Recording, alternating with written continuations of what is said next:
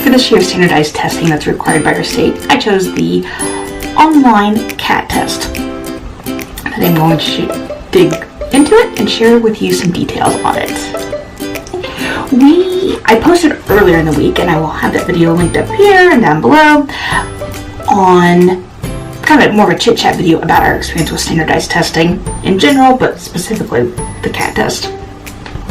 Today I want to go to a spotlight where I dig more into it for you. So we chose the CAT test, which is the California Achievement Test. We purchased it from academicexcellence.com. I will have that link down below as well. They offer 3 different versions. You can do a paper version that they'll obviously mail you. You can do the paper version, or you can do the online version. Now, if you choose the online version, you can either do a timed version or an untimed version. I'm not sure what the benefit for choosing the timed version is, since the same thing and the untimed gives you a little more flexibility, and then you can set your times if you want them to try to stick to it, but you still have the flexibility if they can't. I'm not sure what the benefit is, but there are both versions available. All 3 of those versions are $25. They also have, if you want to get just one of the 3 parts, the language, math, or the reading sections, you can get one of those for $10. And then they also have a practice one that's $5. You don't get that one scored. So those are the 3 kind of options that you have with them. In the benefits, or one of the benefits, which is why I chose it, because as I shared in my other video, I kind of did this at the spur of the moment. You get immediate access. So that was, to me, a huge benefit to it, because I didn't want to have to wait for something to come in the mail to me. As I said, we did the untimed version, and you can start and stop as you go. Their tests don't expire, so you have however long to take it. You have immediate access, like I said. And then the pricing of it. There are 3 parts to the CAT test, which, if you don't know, that's the California Achievement Test. It was one of the ones that I took as an elementary kid student. We did Iowa, and then we switched to the CAT, and then they switched to the I-STEP, which I think that is specifically an Indiana test. So, yeah, okay, so we have the testing. 3 parts. There's the language section, math, and the reading. The reading is a vocabulary and then comprehension, separate ones. There's language it varied depending on my student, but things like capitalization, punctuation. My 4th grader had 2 punctuation sections. My 2nd and 8th grader only had 1. And then there's capitalization, usage and structure, which were things like, does the sentence make sense? Like, is this the way you would say this sentence? Proper English type of thing. And then for my 4th and 8th grader, there were questions like, they gave a statement and then they gave a question. So this wasn't on there, but like the statement would be, the car is blue. And the question would be, is the car blue? So you'd have to say whether or not that question is what you would get from that statement. Does that make sense?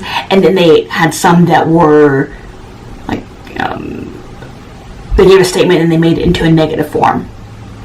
And then you had to read it and see if that's what you would say, yes or no. So that's the kind of thing that usage and structure are. Just mostly like proper English, like that, how you would speak correctly. So the language were those kind of things. The math, again, varied depending on the grade level, but they would have like computation where they had to actually figure out problems. There was a section on concepts, which were more things like,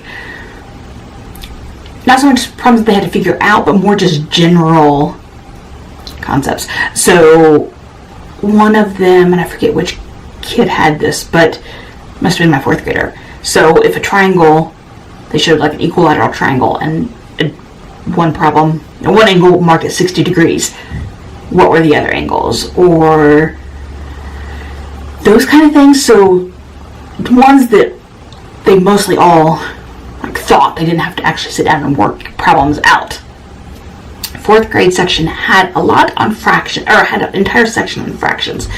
We have done fractions, but we have not spent much. We haven't spent any time on division of fractions, and multiplication of fractions was limited. So that must be a fourth grade in a normal curriculum, public school curriculum. Fourth grade must be fractions. So if you have a child who will be taking a fourth grade test, you'll need to make sure that they've had some some exposure with that. So those were the kinds of, and then for math, like I said, there were, I think, 4 or 5 sections of math per kid. So that was the biggest chunk of our time, especially since some of them, they had to sit down and work out their problems. For reference, my boys are doing Beast Academy and Math Mammoth for math. I found both of those to be completely appropriate. Like the second grade math was, I felt like the second grade math, the math, how do I say this? Math Mammoth's second grade was ahead of what this test was. And same with Beast, except for the fractions that we had not, the division of fractions. We have not completed the fourth grade curriculum because Beast Academy was really ahead. But either way, we have not. Fractions was the only part that he was not prepared for of either of my boys. That was the only part. For 8th grade, my daughter is working on kind of a second year of algebra, basically. A lot of most of the 8th grade math, though, were not algebra. So, if you are doing an algebra or pre-algebra in middle school and your child will be taking the math for CAT, I would highly suggest you do some refresher. Like, I'm sure you could find something online, or just basic, even the Khan Academy might be a good refresher, or just things like long division or a multi-digit multiplication. She knew how to do it all, but since she's not done that anytime recently, it slowed her down. So I would suggest maybe running through a bit of Khan Academy or something, if your child's math is ahead of like a normal, whatever we're going to use, 7th or 8th grade math. Probably 6th grade would be similar because Elizabeth was doing pre-algebra in 6th grade, so it would have been a little more fresh in her mind. But yes, I would suggest a little refresher of those kind of math skills. So after you purchase it, you will get a link in your email with a login and password for each student.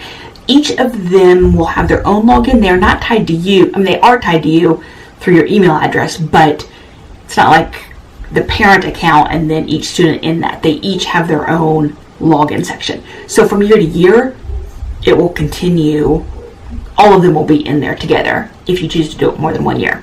You also have the option when you are selecting your grade whether you want to take the end of the year test or a middle of the year test. Now, I ended up choosing a middle of the year test because I wasn't sure how the standardized testing would go. This was their first real year doing it, and we hadn't done it online. So I know that my results were skewed a little bit because it was testing them earlier, what they should have known earlier in the year. So just be aware of that, whether you're going, which way, when you're testing, depends on which levels they assign to your student. You do not have to have a bachelor's degree for the CAT test, which I think Iowa test, and I'm not sure about, I think the Stanford 10 also requires you to have a bachelor's degree to administer it. So you don't have to do that if that is a concern for you. You can, when you are done, you can print out a certificate of completion. It will give you your, like, the overall, so like for example, in the math, a couple of the sections are graded together, but then you still get each individual math. So like math concepts, math computation, you get each of those, but then the ones that are combined go together. Anyway, you can print out a PDF where they will give you your overall results. You have your raw scores, the stay nines, which is based out of on a score of 1 or scale of 1 to 9, how they did, their percentile rank, and their grade equivalency rank, which the grade equivalency rank means that like it'll be a decimal. So like 4.6 would be if you graded other students who are in 4th grade and then like 6/10 of the year done, that's where how they would test similarly. So if you have a 3rd grader who tests at 4.6 for something, it means they are testing about where a halfway through the year 4th grader would test. That was helpful to me to see that, because I could see where they were really strong at and how strong they were versus or how weak. So my 4th grader, there were a couple that he scored at 4th grade level, but more like 4.6, 4.5 versus at the end of the year. And I knew that, but that was helpful for me to see that, yes, a little weak on that, but not so weak in comparison. Not all that far behind. So let me look over my notes, see if I have anything else. Oh, one last thing, or 2 last things actually. So for the reading section, the reading comprehension, they will give you a passage and then you have several questions. Your student has several questions to answer based on that one. And then there are multiple passages within it. If you have a child who has a hard time reading on a screen, for my daughter, I took a screenshot, which how you do that will depend on whether your Windows or Mac, but I took a screenshot and then printed the screenshot. You cannot print from the testing screen itself, but I printed off that and then let her read from that. I'm not sure if that's completely kosher or not. I didn't see anything that says I couldn't, but that's what I did to accommodate for her. Of my 3 kids, she's the one who does the least well of doing things online like that, but she did well otherwise. But reading on a screen is difficult for her. So printing it out was a modification that I chose to make for her, and it worked really well. So consider that. Something else that I did was take screenshots of different questions throughout it. And then we are going to use those to talk about test taking skills, further on. So things like if you don't know what a word means in the thing, like do you need to know it? Do you not need to know it within the paragraph? Or if it's a word in a question, how can you go about finding it? If you read the whole passage and you didn't understand it, how could you go about finding a guess for the answer? Or for math ones, if you have no idea how to compute it, what do you know and how can you make a reasonable guess? All those sorts of things. That's one way that we were going to take the questions that we did and use them to practice with test taking skills, so that next year when we come around to it, they'll have some of those skills in mind, and some of those skills they can apply to their normal school work as well. That's all I have about CAT tests. If you have any questions about them or our experience, be sure to leave them below. If you have taken the CAT test online or paper, I'd love to know what your experience is. If you've taken them both, I'd like to know which one you and your students prefer. Like I said, I will link the other video where it was more of a chit chat about our experience. I will link that if you are interested. And thanks for watching.